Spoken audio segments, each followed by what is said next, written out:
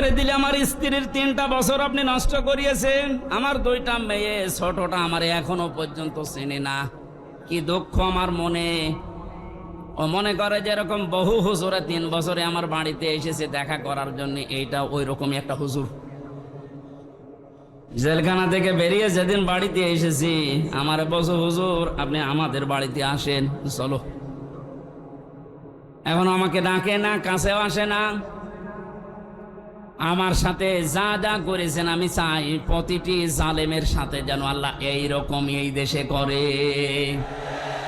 এগুলো যদি না করে ছেড়ে দেন তাহলে জুলুম আবার আসবে।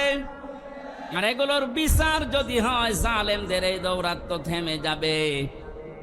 আল্লাহ রাব্বুল আলামিন জানিয়েছেন জালেমদের সবচাইতে ভয়ঙ্কর পরিণতি, ইন্নামাস সাবিলু আলাল্লাযীনা ইয়াযলিমুনা।